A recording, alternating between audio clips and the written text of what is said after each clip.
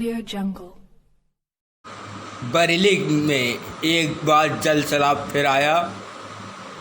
महिलाओं पर हो रहे अत्याचार को लेकर वाल्मीकि समाज के व अन्य पार्टी संगठनों के लोग एकत्र हुए।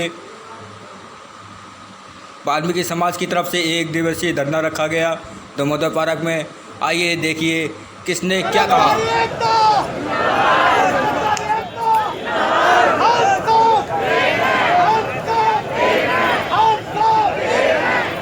बाबा साहब भीमराव अम्बेडकर। बाबा साहब भीमराव।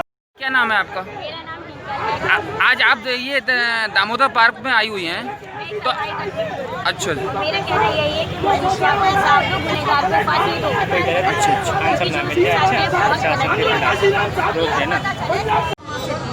और समाज ही नहीं, इसमें कोई धर्म वाली बात नहीं है, हिंदू मुस्लिम कुछ नहीं। यह है एक बेटी की इज्जत, एक बहन की इज्जत। वो किसी की बहन थी, बेटी थी, किसी की माँ भी बन सकती थी। उसको आगे जीवन देने ही नहीं दिया उसको।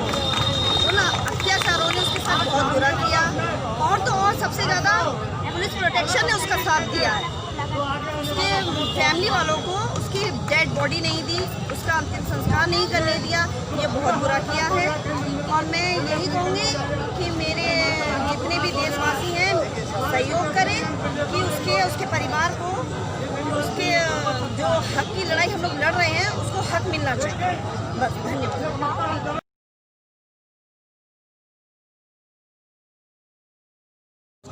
मेडिकल हो जाता है उस बेटी का, तो उस बीच में क्या कहते हैं दर्शा दिया जाता है कि हाँ घटना हुई है या नहीं हुई है। लेकिन उस बेटी का मेडिकल नहीं हुआ और उस बेटी ने 164 बयान मजिस्ट्रेट के सामने दिए, जिसकी मतलब वीडियोग्राफी भी हुई है।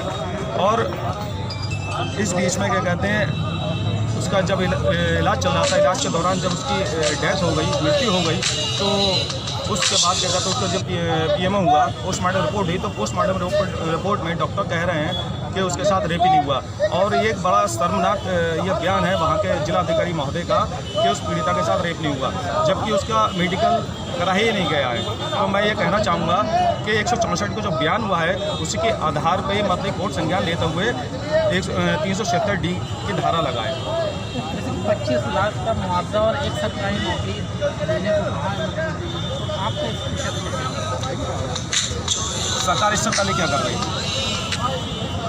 जब क्या कहते हैं उस बहन मनीषा वाल्मीकि के साथ जब घटना हुई उस पीड़िता के साथ, तो उसे मतलब सही से उपचार तक नहीं दिया गया। उस समय क्या सरकार आंखें मूंद कर बैठी हुई थी? ये 16 दिन तक मतलब कि वो बहन मनीषा वाल्मीकि उस दर्द से सहन अपने जो मतलब दर्द उसे हो रहा था उस दर्द को सहन करती रही। आखिर 16 दिन उसने क्या कहते हैं अपनी सांसें उसकी रुक गई और बहन मनीषा वाल्मीकि हम लोग के बीच में से मतलब आज हम लोग के बीच में नहीं। तो मेरा कहना ये है कहीं ना कहीं पूरी तरीके से वहाँ का प्रशासन जिम्मेदार है। लेकिन मेरा एक प्रश्न ये है कि प्रशासन वहाँ का जिलाधिकारी महोदय इसके दबाव में ये सारे काम कर रहा था। और मेरा एक बात और मेरा कहना है कि एक ये जघन अपराध एक ये भी है कि जो दोषी हैं उन्होंने वो आरोपी आज जेल में है, लेकिन वहाँ का जिला प्रशासन को बचाने का काम कर रहा है। और जितने दोषी आरोपी हैं उतने ही दोषी वहाँ का प्रशासन भी है, क्योंकि वहाँ के परिवार को बंधक बनाने का काम वहाँ के प्रशासन ने किया। वहाँ की डेड बॉडी को मतलब कि उसके अंतिम संस्कार उसके परिवार के बगैर अनुमति बगैर सहमति के नहीं किया गया और रात में डेड बॉडी का पेट्रोल डालकर उसकी बॉडी को जलाया गया। ये एक जघन्य अपराध है जिसके अंतर्गत जिलाधिकारी महोदय के और वहाँ के पुलिस प्रशासन पे मुकदमा कायम होकर उसे तत्काल प्रभाव से सरकार को बर्खास्त कर देना चाहिए। अच्छा, मुझे एक जानकारी मिली है हाल ही में कि फतेहगंज पश्चिमी क्षेत्र में एक वाल्मीकि समाज की लड़की के साथ छेड़खानी हो रही है। उसके क्या वाल्मीकि समाज के लोगों को उसकी जानकारी है? बिल्कुल है। अब आपके जो फतेहगंज की जिस घटना की बात कर रहे हैं, फतेहगंज के क्षेत्र के लोग वहाँ पर लगातार प्रदर्शन कर रहे हैं, यहाँ पर भी लगातार प्रदर्शन हो रहा है। लेकिन ये मामला जो बहन मनीषा का आता है तो ये मतलब कि पूरे देश में इतना हाईलाइट हो चुका है। तो उसके साथ में जितने भी अभी मतलब कि वर्तमान में जो घटनाएं हुई हैं इन 15-16 दिनों में, तो सारी बहन हमारी जितनी भी हैं उनको न्याय दिलाने का काम वाल्मीकि समाज कर रहा है।